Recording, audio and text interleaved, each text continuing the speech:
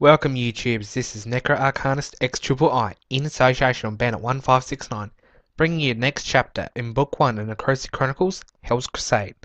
If you have not yet watched chapters 1 through 14, do so now to avoid spoilers.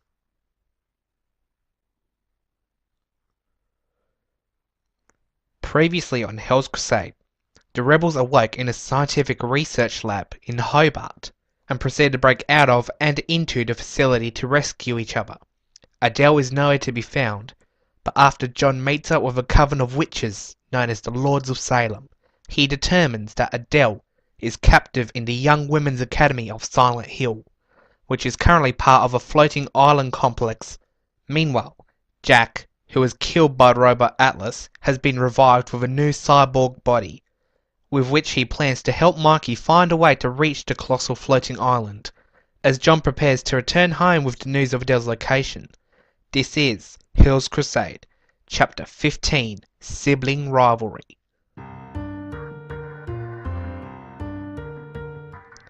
John awoke with a sharp pain in his side. He rolled onto his back to look up, and he saw a soldier pointing a gun directly at his face. "You're supposed to be dead. Good thing I'm here." In a sudden fit of panic, John immediately planted his right hand into the ground and swept his entire body in a circle on that one pivot, knocking out the soldier's legs before he could even take the shot. Before the soldier even fell to the ground, John then jumped up with a backflip, kicking the soldier into the air. Taking out his scythe, John stabbed the end into the ground and jumped up, holding onto the scythe, and kicked the soldier away with both legs. He then started to run. He realised that he was just outside the minor siding building, and knew that he could fly home from there. Spreading his wings, John leapt into the air, calling the Armageddon scythe to him as it was still stuck in the ground. After a few minutes of flight, John spotted his house, and it seemed that everybody was standing out front, so he dived down to join them. Falling to the ground, John ducked and rolled upon hitting the road, ending with a jump to his feet that caused him to land on the edge of the lawn. "Sorry I'm late," he said. "Where the hell were you?" asked Dante. "Oh, with some friends." "You're just in time," said Raziel. "Mikey and Jack are going to be here soon with their big surprise." It's also a good thing you're here because Spearin is beginning to become impatient. He's got that look that Dante had when he tried to burn down the military weapons depot last year. John looked over at Spearin, whose eyes were bulging out of their sockets with their cat-like pupils that glowed with a bright orange. At that moment, a loud roaring noise could be heard as a giant mechanical dragon came flying overhead. It had no arms or legs, but it had 3 rocket engines on its back and a spiked tail. Inside its mouth was a laser cannon and had a series of Gatling guns poking out of its coffin-shaped chest. Its wings were not typical dragon-like wings. Instead, they were giant crescent-shaped objects with Tesla coils along the inner side that connected the wings to the main body via streams of electrically charged plasma. Along the outer side of the curved parts were giant spikes, which were aligned with the Tesla coils that appeared to be missiles ready for launch. Behind the dragon was a giant aircraft shaped like a more realistic dragon, with the eyes as windows and the tail as a single jet engine. There were 2 larger engines under each wing, which were mostly folded down, and its legs were tucked in under the main body. The entire craft gleamed silver in the morning sunlight. The mechanical dragon landed first, coiling its tail up beneath the main body. Then the beast began to fold in on itself.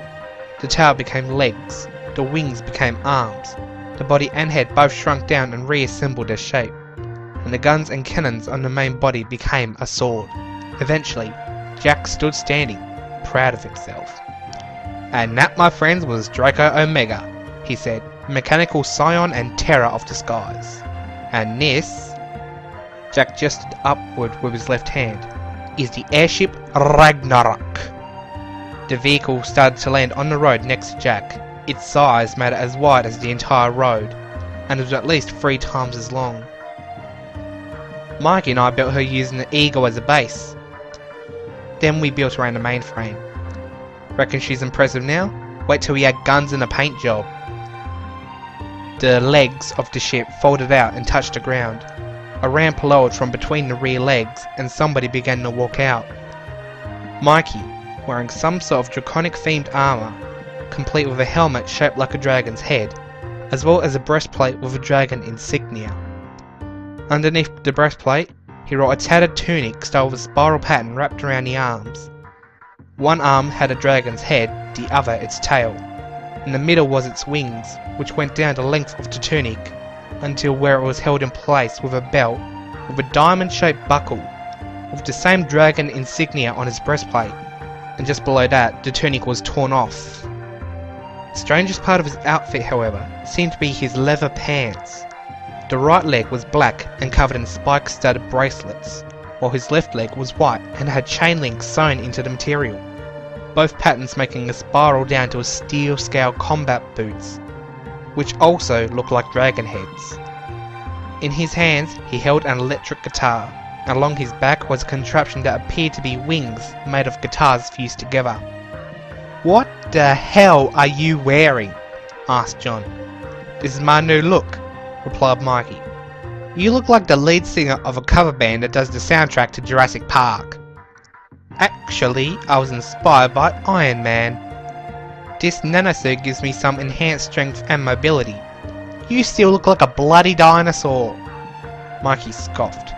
"In case you are forgetting, dragons are important to Asian cultures.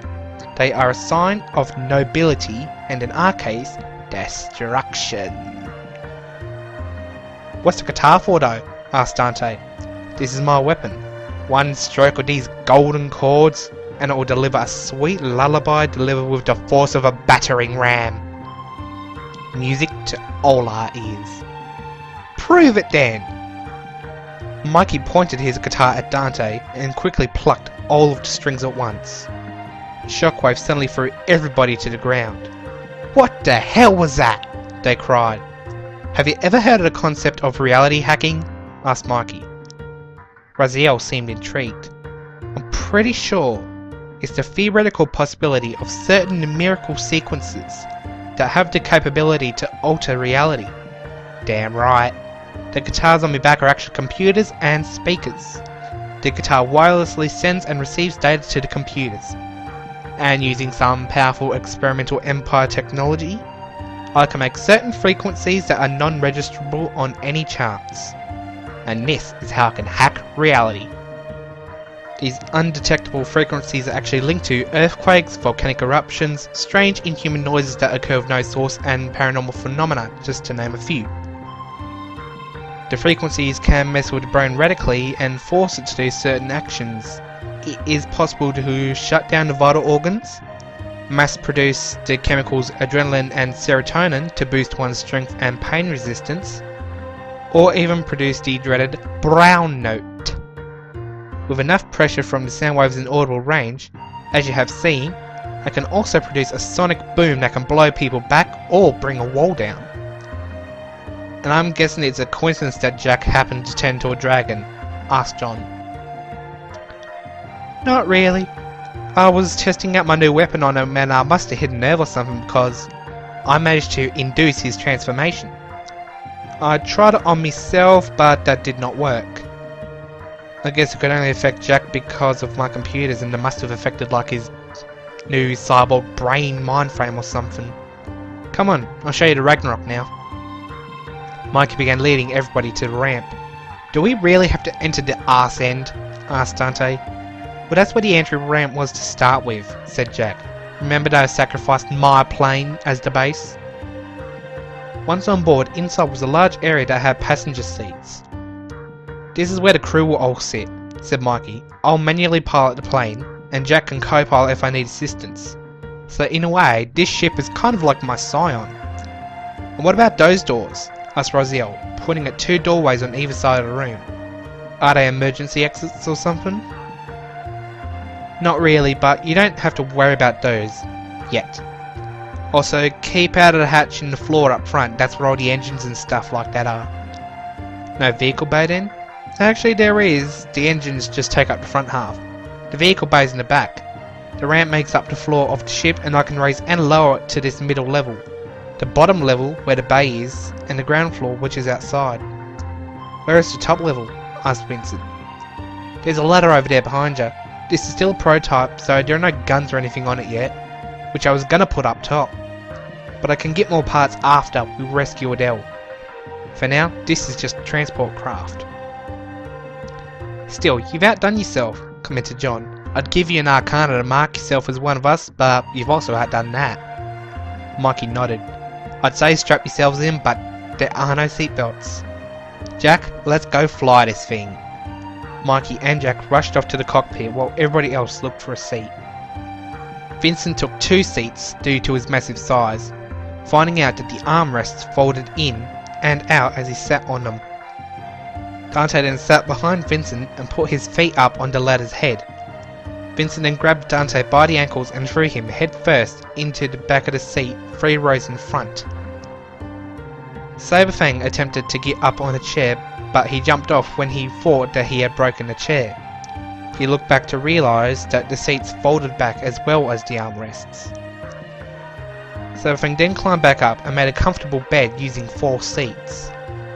John looked around and wondered why there were so many seats, and called out to Mikey. How many more people are we expecting? He asked. We can see Old Blaze soldiers in town in the empties. Well, you never know, came Mikey's voice on an intercom. So, are we headed over to the flight school then? Yeah, I found out that Adele's stuck up on top, so we definitely have to get her down. Gotcha. Where is the damn thing anyway? I couldn't see it on the way back. It's been circling Mount Owen all night. If you look to the left, you'll see it's on its way in front now. If you look to the right, you'll see a cat taking a shit on somebody's porch. Don't worry, it's not ours. The entire room began to creak. What the hell was that? Asked Stan. Oh, it's just takeoff method. The ship is designed to make a running leap. I just have to remember to close the damn hatch. The mechanical whirring noise echoed as the ramp closed up, sealing the gap in the floor. I just had a thought, called John. If we bring that island down, everybody else up at that college is going to need to come back down as well. Judging from the amount I've seen, you might need more seats. The seats all fold into the floor, replied Mikey. I can fit twice as many people as long as they all stand. I can't wait to be in the same room as all those girls, said Dante cheerfully, his left eyelids purple and throbbing. No, you won't be, commented John. I'm trusting the more sensible members of the group to help evacuate. That means Stan and Bob are out too. Almost immediately, Luke and Stan started to agree with John. That means we split into teams, said Vincent. Some find Adele, others help girls escape. Everybody then looked at Vincent in shock. Congrats, boy, commented John. You just solved your first word problem. You're absolutely right, though.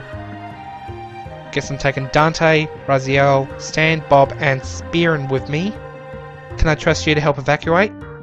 Yeah, besides, if girls trip and hurt themselves, I can carry many to plane at a time. That's good thinking, said Raziel. Looks like you're smart after all. Vincent gave a moronic grin in response. If they do hurt themselves, said Dante, Brian can set up a triage station or whatever. I notice he's got a little purse full of flowers there. They're medicinal herbs, said Brian. And it's a satchel. Settle down, said John. You can kick his ass later. Anyway, Jack and Mikey need to maintain the Ragnarok, so they'll be busy. Fang, if something causes this place to fall, such as if it has like a self-destruct mechanism or whatever, I think you could use your magic to make a pillar to support it while the evacuation goes on. Also, he might be able to offer some of the girls a ride. I could make a pillar, said Brian, but, well, yeah, I know, you're gonna have to tear up the earth to do that. But Fang can summon ice out of midair and shatter it when we don't need it anymore. The ship started to shake again. Everybody watch out, called Jack. She's gonna run for it. The ship shook more violently as the legs began to propel it forward. With one massive leap, Ragnarok went sailing into the air. Whoa, commented Dante. Once it's airborne, it's quite smooth sailing, eh? Yeah, she's pretty fast, said Jack. We're already quarter way there. John suddenly heard Raziel moaning and turned to see him scratching at his chest. What's up, boy? He asked. I've got this funny feeling. replied Raziel. My lung hurts. John tried to hide his sudden shock. Well, it's either heartburn or you're just not used to the high altitude. Remember, even with your superhuman abilities, your muscles are still pretty weak. The low pressure in the air is going to have that effect on you. I got it when I was flying around in the war. You're probably right there. John turned to the window and watched the floating island come closer. I pray to God I'm not, he thought. Mikey's voice came out on the intercom again. Looks like we've got a bit of a forest around this place. We might be able to land a ship in a clearing around it. As the Ragnarok circled the island in search for a landing spot, Stan pointed something out. Look there, he called. There's Adele. Bring the ship down there. Raziel suddenly suffered an onslaught of pain and fell out of his seat. John then sat him up until he came around. Are you right, boy? He asked. It burns again, he muttered. John ran over to the window he was staring out of and ripped it out of the wall. He then shoved himself through the narrow gap and closed the window behind him. Crawling around to the outside of the ship, John launched himself to the ground of the island. Landing with enough force to crack the rocky outcrop he landed on, John rushed to Adele as the rock began to fall away. Badly injured and wearing a shredded school costume, Adele scrambled to get back up, but she fell down again, turning to see a large group of girls chasing her down, armed with weapons. John knelt down beside her. I'm here for you, girl, he said. Where's your glaive and your headband? They've got it, sneered Adele, pointing at the mob. John helped Adele up and handed her the Armageddon staff to use as a crutch. Silly bitch, said the girl leading the mob, who had short dyed pink hair, still dependent on male masters. You should be grateful that we freed you from their slave shackle and their slave's crown. The girl held up the bracelet and headband. Adele looked up at John, who nodded down at her. Adele then glared down upon the mob, barely clinging onto the scythe. When so deceived by their masters, she muttered, slaves do not see their own chains. Instead, they foolishly imagine them on everybody else. What the hell are you talking about? Adele sighed. You know what I'm talking about. Adele suddenly spread her torn wings as far as they would go, sending broken feathers flying everywhere. You know what I am, and still you persecute me like one of your own, a common skank. Compared to you peasant girls who spend their impoverished lives whoring themselves away, I am a noble princess, maybe even a goddess. You are all subservient to me because I am the next step in the evolution of humanity. With a sudden burst of energy, Adele swung her free hand through the air and in a flash of light, her headband with the veil down and her bracer with the glaive attached seemingly teleported back into her possession. Her wings were in pristine condition and she was wearing her normal dress, without a single scratch on her body. She handed John back his scythe and prepared to fight the crowd. With a flick of her wrist, her glaive sprang out into the ready stance. Then she raised her right arm into the air and with another flash, the sacred hymn appeared in her hand. A trail of glittery dust appeared as it moved. John was impressed and shocked. The sudden onset of strength seemed as if Adele was possessed by unknown forces. She placed her left hand over her heart and swung the sword through the air vertically, pointing at the ground. Let she who is without sin cast the first blade. Adele then spun round in a tight circle, throwing her glaive through the air with enough precision to cut off the top of the pink-haired girl's head without slicing through her brain. The corpse dropped to the ground, leaving the other girls in shock. Adele caught the glaive as it returned, and she stood in a battle-type pose, glaring at the girls through the gap in the sacred hymn's twin blades. If any of you bitches want some, fine by me, by my hand. All of you who still believe that angels deserve to die shall be cast into the fires of hell for that desecration. Terrified, the other girls ran as fast as they could. The Ragnarok landed just beside John and Adele, allowing everybody on board to get out. Raziel ran up to greet Adele and the two embraced each other. Adele, that was incredible, he said. I thought you couldn't even lift that thing. Hell, even I can't lift that. Adele chuckled quietly. I know my sister Kara is alive, she said. I haven't seen her yet, but in my heart, I know she's still here. They will not keep me from reuniting with her. Luke began laughing. Girl, you crazy, he said. Rage makes a girl do crazy things. However, if they come back, I won't show them crazy. I'll show them unbridled insanity. The entire group whistled and cheered on Adele's newfound courage. If the hope of finding Kara gives you strength, said Spearin, then we must put your strength to work. I smell the essences of evil in the air, so I need to know if you can help us locate the source and put an end to it. Don't worry, Uncle. We've got this covered. Brian pointed out something in the distance. What the hell was that? Everybody turned to see a giant raven fly over the treetops and land on the ground in front of the Necros. It cawed at them, then metamorphosed into an aging hag wearing hair curls and the traditional school outfit. Adele, please return to us, she sneered. These no-bodily pond scum are not worth your time. They hold back your true potential and have made you obedient. Do you not want to learn just what you can do? Do you not want to be a strong, independent woman? Adele spat at the woman's feet. Piss off! She scowled. The crowd cheered again. I am independent. I know what I am capable of, and I will not let you take control of my life. If I had even but a shred of respect for anybody, that light will never fall on you, Shia. Alright, just know that you forced this upon yourself. The woman grabbed at her hair and ripped off her human disguise. Everybody was surprised to see her true form, a busty demoness of literally stunning youth and beauty, wearing nothing but a silk and lace swimsuit as well as leather high-heeled boots that went up to her knees.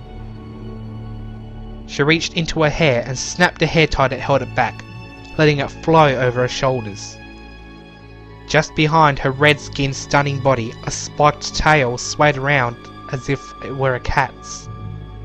Reaching into her boots, she wrapped her long blood-red nails around two daggers, her elven ears tingling at the sound of the blades scraping against the inside of their sheaths as she gracefully pulled them out, twirling them around her fingers.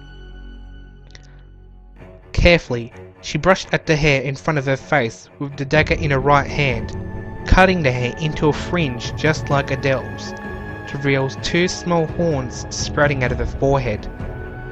John studied the blades in her hand, and, in counterpart to Spearin's phoenix-shaped daggers, Shia's daggers were shaped with the familiar crow insignia that had haunted him for the last few weeks. John began to hiss at her violently as the scars on his body burned excruciatingly in memory of the dagger's shape.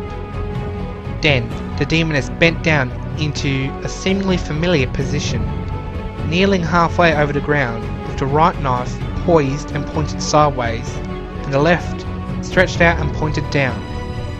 Rain Dancer, muttered Dante to himself. Yes, I heard about how you killed my favourite assassin, growled Shia softly. I taught her well, don't you agree? Not well enough, said John. If a master assassin can easily be beaten by a feminine pretty boy, then no, I do not agree that she was trained well enough. If you believe that she lacked the skill necessary to defeat you, then you could say that her death could not be avoided, just like the deaths of the thousands of young women here. Spearin pushed his way to the front of the crowd. What are you playing at? He sneered. Brother, have you not realised my master plan? I thought you smarter than that. I am not your brother. I have never been, and I never will be. Oh really? That's a shame. I only tell my closest family about my master plan. I have been trapped for years trying to prevent your kind from taking over this world, and I will not hesitate to kill you where you stand. If you will not spill your information, I will spill your blood. Very well then. As a teacher, I shall give you a little history lesson regarding the two girls. Adele started to growl. Ooh, testy, aren't we, dear? Anyway, I originally planned on having a little sacrifice to please my master. A ritual that would summon his spirit to this world. Problem was, I had nothing to kill. So, I asked Father for a few tips about how to make a powerful sacrificial ritual. He said that no blood was most potent than that of a newly born child, more specifically that of a Nephilim child. I searched for thousands of years for one, but they had all sadly died out. Their bloodshed made a river that rivals the Egyptian Nile, as they were called heretics by the very people who worshipped their ancestors. Hemorrhaged, incinerated, drowned, asphyxiated, crushed, all by the people who used to look up to them, who used to love them. So, I decided to make my own. I had the talent to find any man I wanted, but the problem was finding the right one. So, I came across a coven of sinners and abducted an angel right out from under them, the day they were joining God's union. She shivered at the thought. I thought to myself that if any girl was to have that angel's children, they were to be mine. So I used him and enslaved him. Eventually, I had a little girl to call my own, purest heart I've ever seen. So the ritual was to go as planned. However, there was a mishap.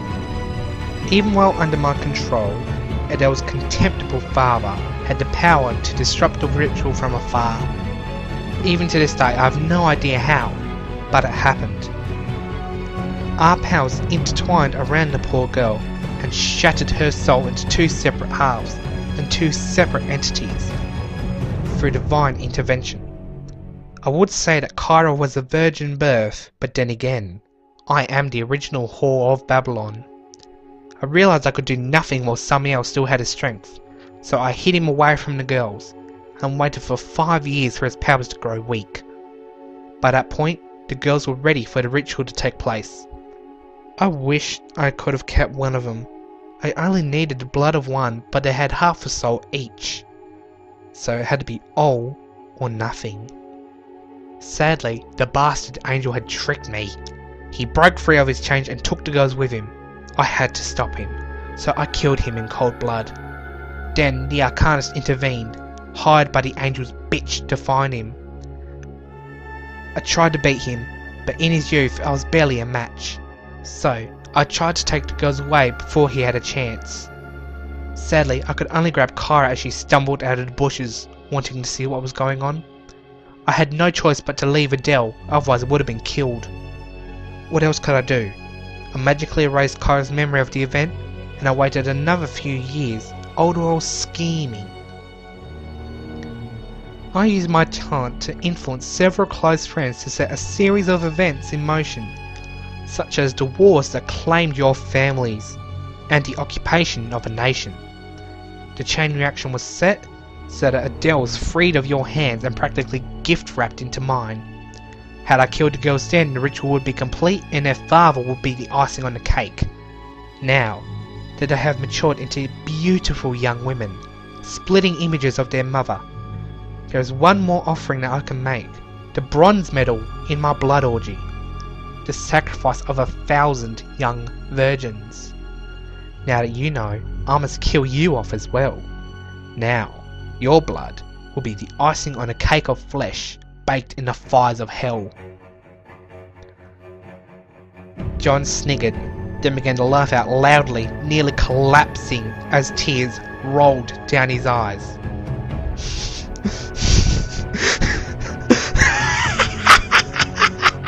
You could not defeat me one-on-one when I was just over half my age.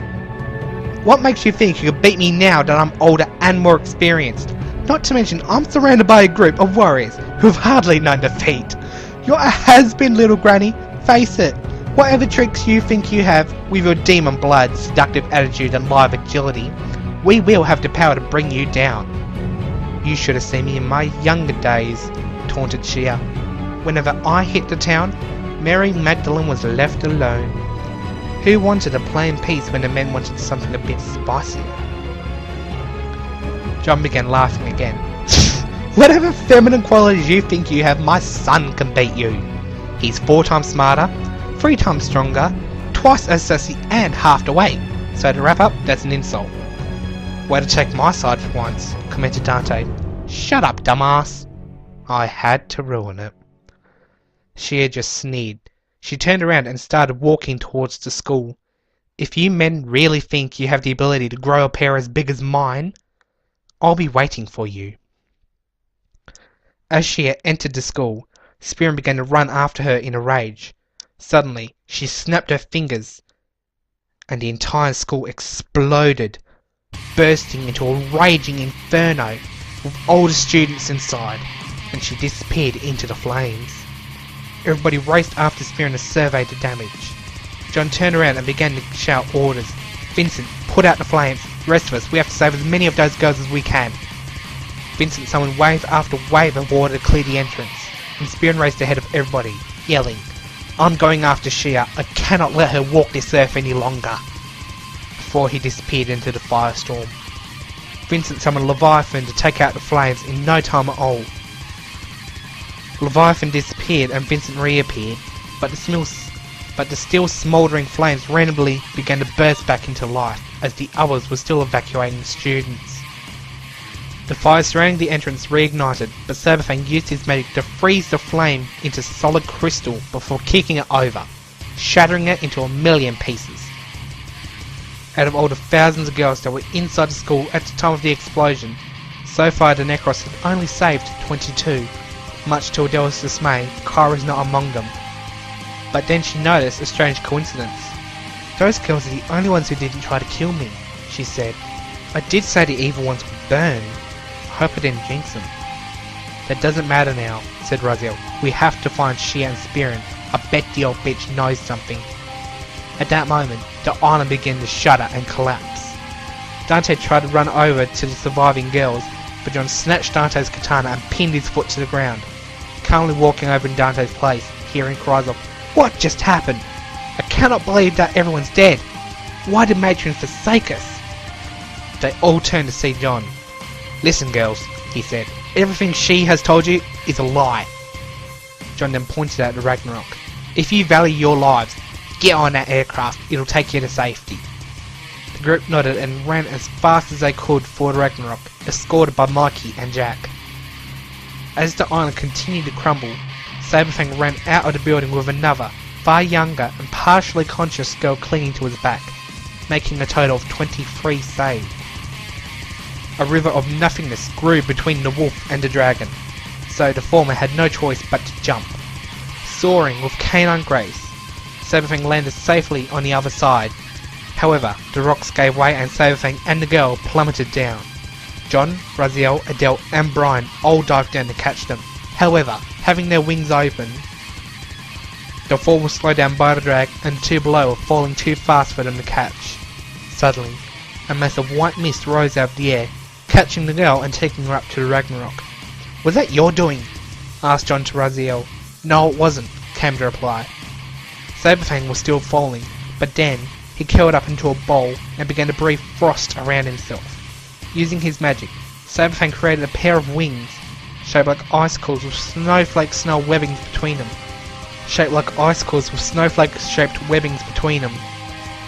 And he began to glide upward. He caught up to the four above, and they all flew back to the no longer solid ground in time to see the Ragnarok leaving with the girls aboard. Then, they turned back to the burning building. Stan was trying to drag another girl who'd been knocked unconscious out of the building. Luke saw that Stan did not notice that part of the roof was collapsing over him. He knew that should the roof fall on Stan, his helmet would protect him, but he would fall on the girl, and the combined weight would crush her to death. In a manner similar to Saberfang, Luke summoned wings made of lightning bolts, and he pointed them at the roof, moving them in a stabbing motion. The wings fired a blast of electricity that exploded, shattering the falling roof into rubble no bigger than a golf ball at most. Suddenly, Explosions began to emerge from the centre of the colossal structure, throwing chunks of Vincent and Spearin-sized debris around, causing the building to collapse wherever the pieces fell. John then called out to Luke, "Bob, how many of us are still inside?" "I don't know." "Stan, who's inside?" "Everybody else," replied Stan. "Half of them are trapped by fire and rubble. We have to get them out." Suddenly, the whole eastern wall of the building was sent flying out. Vincent barged his way through, carrying 2 girls under his left arm and 3 under his right. "Told you," he said proudly as he carefully laid the girls down on the ground. The western side of the building suddenly erupted as a tornado tore through it, and Dante flew out, carrying another 2 girls over his shoulders. Once he landed, he laid them down next to Vincent's group. John then saw an opportunity. "Dante, if you want to prove yourself useful for once, use your tornado as a filter to sort the bodies from the wreckage." "Gotcha!" Dante ascended with great haste and flew back into the tornado, vanishing completely. As the central explosions continued to rock what remained of the island, the tornado was swept around the edges of the building until only the centre remained. Massive chunks of debris flew out of the tornado and over the edge of the island, then shrank down, settling in front of the crater, and a fair distance to the left of the pile of unconscious girls. The tornado disappeared, leaving a pile of possibly thousands of charred corpses in a looming mound. Adele closed her eyes and prayed that she was dreaming. Dante then floated down, holding yet another girl who was still alive, but barely. Dante placed her down at his feet and walked over to Adele. "Hey, I found this," he said. Dante presented Adele with a locket, and Raziel immediately identified it as the locket Kara kept. Adele snatched the locket off of Dante and opened it, breaking into tears as she gazed upon her sister's face for the first time in years. Even though most of the glass in the frame had shattered away from both pictures, Raziel placed his index and middle finger on the side of his head and closed his eyes. His head slowly swayed towards Adele, then up at the sky over the blaze. Vincent walked over, wiping soot and blood from his arms. "You see something?" he asked. Raziel, still with his eyes closed, wrapped his arm around Adele's shoulder, allowing her to rest her head on the side of his, gripping the locket tightly enough that the glass left inside penetrated the flesh of her palm. "I see many, many souls floating around," said Raziel. "Had they eyes, they would weep as you do, Adele. But have hope. Kara is not among them." Raziel's hand traced down Adele's left arm, and with the grace and precision of a gentleman thief, he picked the locket out of her grip to prevent the glass from cutting her further. He then closed the locket gently before placing it back in Adele's hand and curled her fingers over it. With his other hand, he turned Adele towards him so that he could look her in the eyes. "We will find her," he said. "I promise you, if it takes me the rest of my immortal life to fight for anyone and anything in this search, to make you happy, you will be together again." Adele cried another tear, and Raziel could see it glimmer as if the spark of hope had been renewed. At that moment, the rest of the building fell apart. Spearin was sent flying through the air, and he landed at the couple's feet. He did not even take the time to get up before warning them, "Look out! She's got a scion!" Everybody turned in fright at the loud of a deafening roar.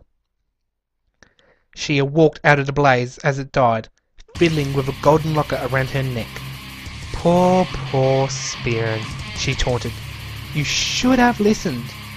This was the gift that Father gave me, the ability to wipe out entire towns."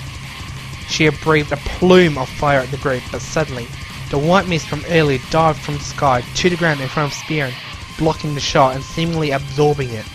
The mist formed a human shape, and there stood Zoe. Her robe was sleeker and shinier, quilted of grey silk.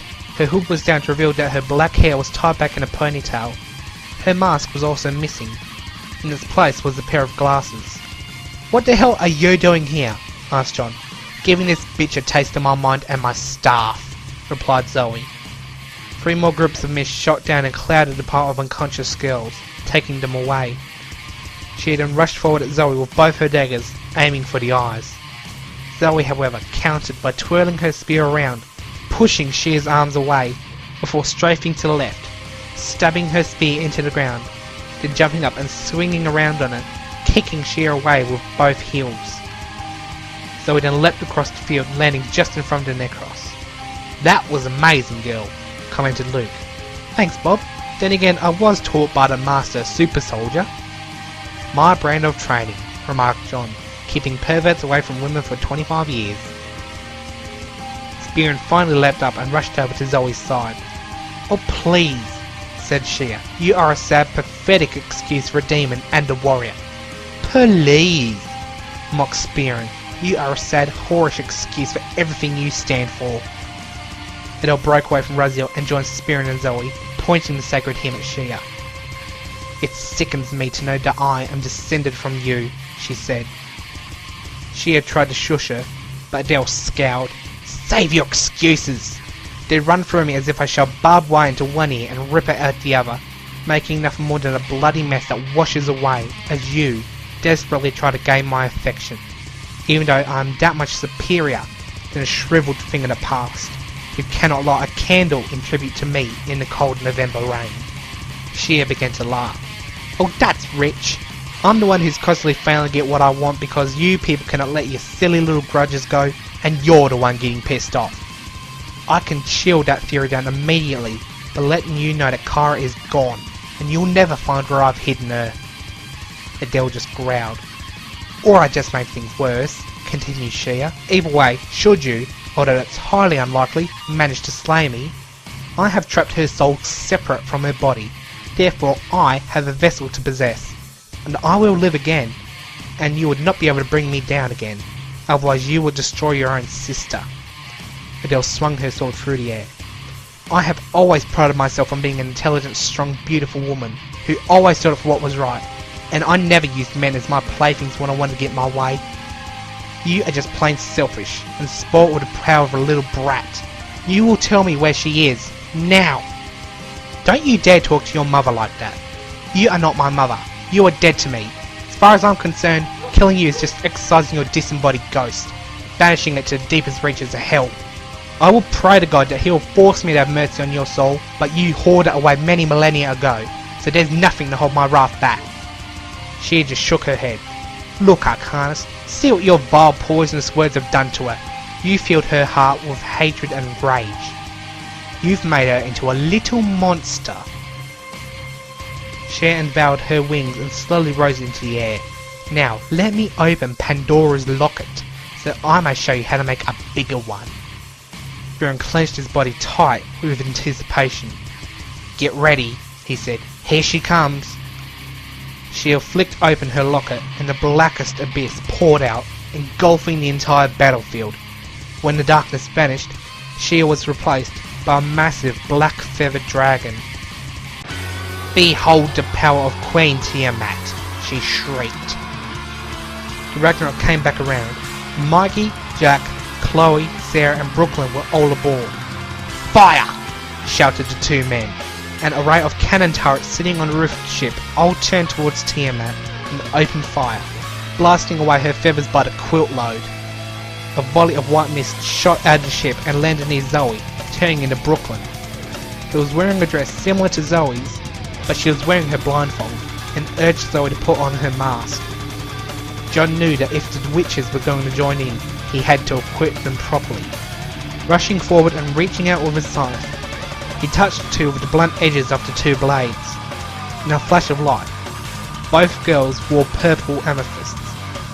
Zoe's masquerade mask was made entirely out of purple amethyst that glittered in the light, while Brooklyn had a series of earring-style pendants hanging from the bottom of her blindfold, cloudy and dark.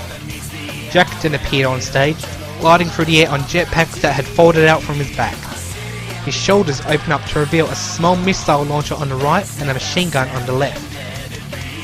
Everybody assumed battle stances as they mentally prepared themselves to fight. At the given order, everybody rushed into the fight.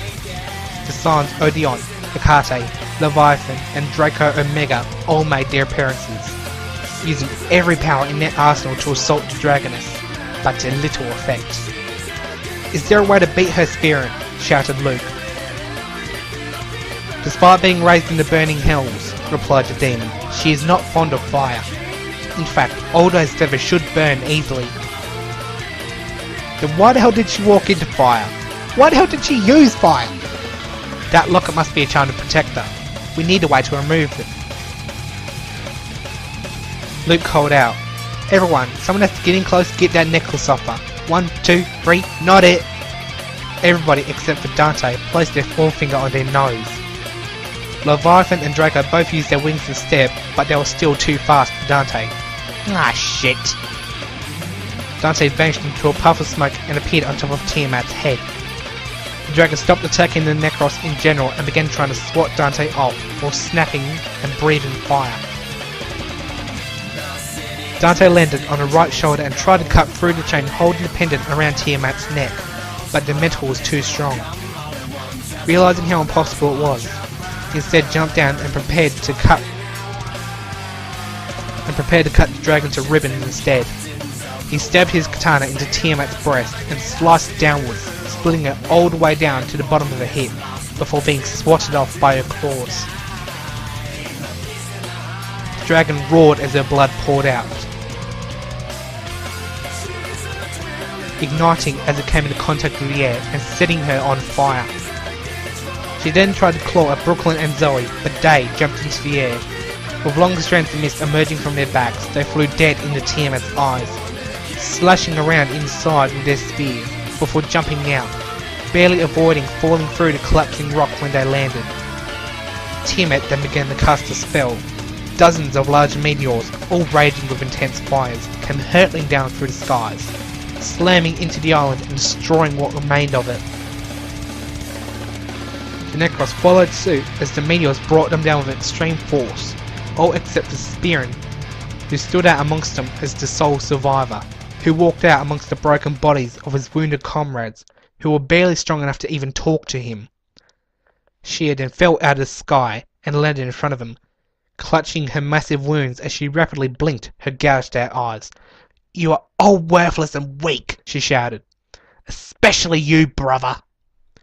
Spear marched over to Shia and snatched her by the neck with his right arm, slowly digging his thumb into her throat, his eyes full of fire.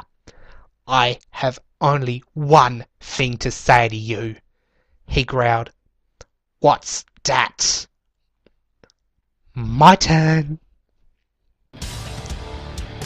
Spear quickly produced his dagger and thrust it just under his thumb, the twin blades just missing Shia's throat as they protruded through her mouth, knocking out a tooth in the process. Spear then threw Shia down to the ground. "Katanas!" he cried. Suddenly, the ground around him began to boil, and the stone became molten. Lava-soaked chains erupted from the ground, wrapping around Shia's legs and forcing her to kneel to the ground. Then, more chains shot out, wrapping around her arms and pulling her body backward, so that her spine was contorted in a painful arch. "What are you doing?" she screamed, gagging on the dagger as Spear flew up above her, eyes pointed down like an angel of vengeance. "I will ensure that you're no threat to humanity ever again. I will not just rend and tear your flesh, making you scream like the bitch that you are. Oh no, I will tear out your soul and send it to the abyssal never." Spear somersaulted in midair, and he dived right into a patch of still liquid ground, disappearing. The ground began to shake. Magma began to ooze out of the ground slowly, but it quickly accelerated, growing from a puddle to the size of a house in seconds. A figure then began to rise out of the molten rock, a living beast comprised of the volcanic substance. In one hand, he held a pentagram shield. In the other hand was missing. It was instead replaced by a giant metal cleaver. His lower jaw was of sharp metal, hiding a row of shark's teeth that flowed around inside his mouth like a spiraling chainsaw. Upon the beast's head sat a crown of blades with a large ruby set inside. Liquid metal began to ooze from its body, forming a spiked breastplate that hardened beyond all human comprehension of the very word toughness. Spines of stone emerged from its back, forming wings. Finally, the entire body of this creature caught fire. the heat emanating from the lava golem scorching the ground around it, and melting the locket around and the dagger in Shia's neck, burning her horribly as the metal ran down her body and throat, causing her to make a soul-sundering scream of torment. The creature then spoke in a noise that sounded like a blend of mechanical cogs grinding against each other, steam hissing, and the dying screams of a person as they drowned. I am Abaddon, Primarch of Flame, and I bring upon this earth the plague of pyroclasmic hellfire. Abaddon's molten body started to rise up like a cobra ready to strike. Then he struck the ground with his cleaver, causing the ground underneath Shia to explode in a geyser of molten lava, causing even more burning. The lava pillar shot into the sky, where it disappeared into the pre-noon sun, raining small droplets of lava that melted through Shia's skin and flesh. Suddenly, it seemed as though the sun itself began to expand in the sky, growing to the point where one could see the texture of the radioactive plasma. Suddenly, the sun imploded and began retracting back to its original size, while spewing out streaks of liquid fire that ignited the atmosphere, charring it black. As the sun returned to normal, a ring of the fire shot out and seemed to retract into the sun. However, it was actually a moon-sized solar flare made up of the sun's plasma, rocketing at the speed of light towards the Earth. As the comet barreled towards the Earth, Abaddon started to glow, and he exploded into a river of fire that blanketed the still-breathing Necros to protect them from his wrath. It was impossible to see the flare impact the planet, as it was bathed in a nightmarish blood-red glow that blotted out all eyesight. Nearly fainting from the heat, the Necros heard a bird shriek in the sky, and they stood up to see that all of their wounds were healed. They looked to see what happened to Shia, and they were shocked by the degree at which her body had melted down to the bone. The still liquid flesh was slowly being absorbed into the cracks in the ground, dripping off of shiny black bone, all that remained of her being her two daggers sitting on the ground. Picking them up and reading the runes along the handles, Raziel made out that they were called the Murder Claws. Raziel then noticed something else sitting inside the chest cavity of the corpse, but he could not see it clearly due to the amount of viscous fluid running everywhere. He hesitatingly reached in between the ribs, making an appalling and disturbing squelching noise that caused the entire group, with a tremendously bare exception for John and himself, to turn around and gag in disgust. Raziel then pulled out and wiped the goo off of the object. "It's Spearin's dagger," he said. "I thought it melted down her throat." John then knelt down beside Raziel to inspect it. "Must probably reformed as something," he said. Where is Big Red anyway?" Everybody looked around, but there was no sign of a 9-foot demon anywhere. The blade started to glow and burn Raziel's hand, compelling him to drop it. Raziel and John backed away as a large fire began to surround it. After a few seconds, the fire burst into a nova, revealing Spearin, who was torn and tired. "Where the hell did you go?" asked Dante. "Funny you should mention that," replied the demon, "seeing as if I just killed her, her soul will go running off, possess Kyra, and she'll be back. However, I managed to capture her soul, don't ask how, it's a demon thing, and stashed it in a dimension only accessible from the very bottom of hell, called the Abyssal Nether. Here, the most powerful of demons are jailed up because their existence, even in hell, is a travesty. The point of the Abyss is that it is an alternate dimension where the universe died out but will continue to grow for eternity. In this universe, everything stored inside is set to degrade and dissipate away, until there is no trace of it ever existing, even in memory. It is so dangerous that Lucifer himself would think 200 and thrice before jumping in to rescue his daughter. The only reason I got out alive is because every day in hell, a sacrificial demon drives a caravan that carries everything that is to be thrown into the abyss. The fear of the prisoner's taint is so vast that the entire caravan is thrown in instead of using the same one over and over again. I managed to sneak the little bitch's soul onto the caravan just before it got dumped. Then why the hell are you so beaten up if you just sneaked her on board? Asked Stan. Because the power of the abyss is so great that you begin to disintegrate long before you even enter it. It tore a few holes in my skin, among other things, but otherwise I'll be fine. John began to walk away. Where are you going? Asked Adele. I'm going to get you an early birthday present, replied John sarcastically. You mean? You can come and look if you want, but I'm buggered about knowing where to start looking. Please, wait. We're all too exhausted to keep this up like you can. Let's just go home for now and we'll look for Kara tomorrow. If she's not coming back for it, then there isn't really any rush. John sighed and gave in. Mikey then rounded everybody up and prepared them to fly home in the Ragnarok. And that was chapter 15. A hectic chapter this was. Need to stop talking like Yoda I do, Jokes aside, we've learned a lot about Adele, her sister Kyra, and the truth behind their origins. Mikey has decked himself out as a dragon warrior, with his own personal airship to boot, and Jack and Spearin have called out their own scions, the latter using his to annihilate his evil sister Shia, saving only a handful of the innocent girls that attended her school in the process. Speaking of which, let's talk about him. Abaddon is a powerful entity from, I can't actually remember which mythology, but I think it's Judaism. But he's very powerful. He's sometimes regarded as a fallen angel or a powerful demon lord, depending on the source. And I think he has something to do with the end of the world or something like that. I've got a book that's got him in it, but I can't find it. Anyway, his design is of no particular influence, but I am going to say that in typical fantasy fare, fire-based summon entities tend to look like Spearin actually, so I decided to try something a little more original.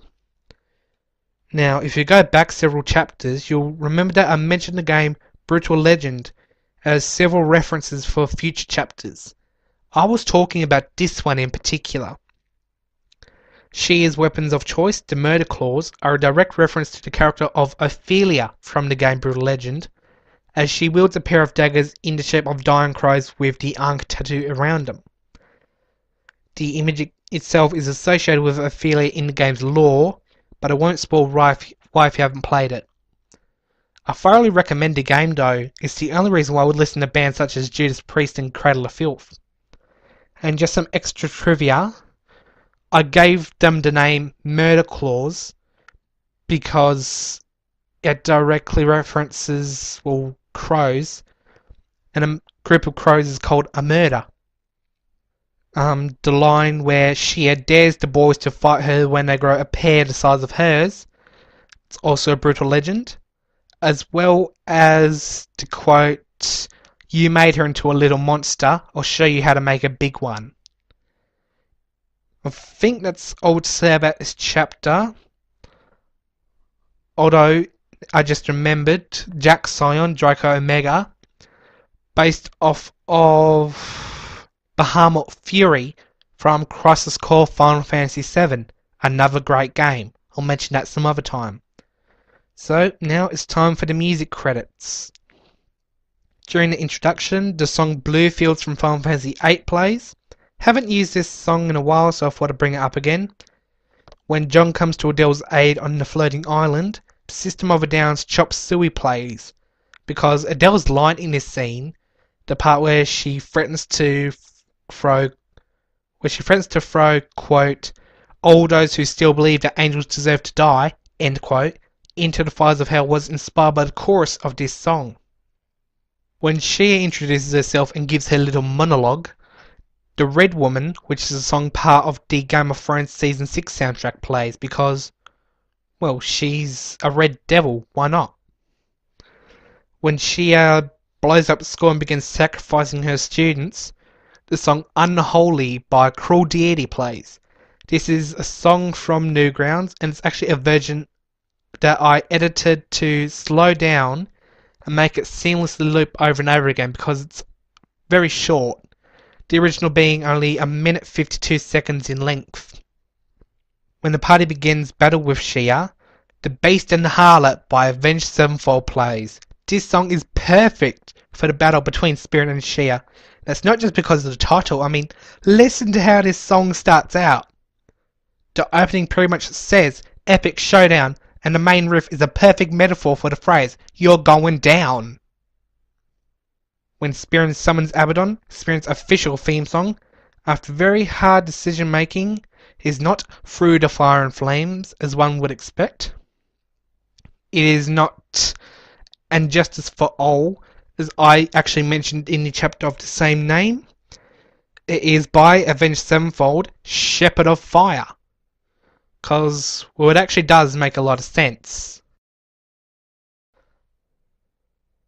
And during the ending, the piano version of Promise from Silent Hill 2 plays. No reason.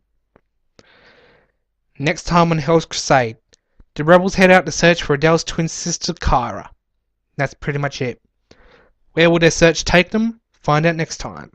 Before I go, I should mention I'm starting my own YouTube channel so I can do projects separate from Bandit1569. That way I don't clutter up his channel with my shit. I haven't finished uploading everything I already have just yet to my new channel, but the first few chapters of Hell's Crusade are on there, so if you want to see some Let's Plays, subscribe to my new channel, links in the description below, and leave a recommendation for what Let's Play you want to see first. Bandit1569 will still upload the Necrosis Chronicles to his channel as well, since these audiobooks are technically a collaborative project, but I can do solo Let's Plays of video games and upload them myself. I've got my hands on the full version of Bandicam, so I can do PC games, and I've bought a capture card on eBay so I can do console stuff too. I'll make a video blog about the capture card with Bandit1569 when it finally arrives in the mail. So anyways, I'm Necro Arcanist XIII in association with Bandit1569, signing off. Stay classy, YouTube.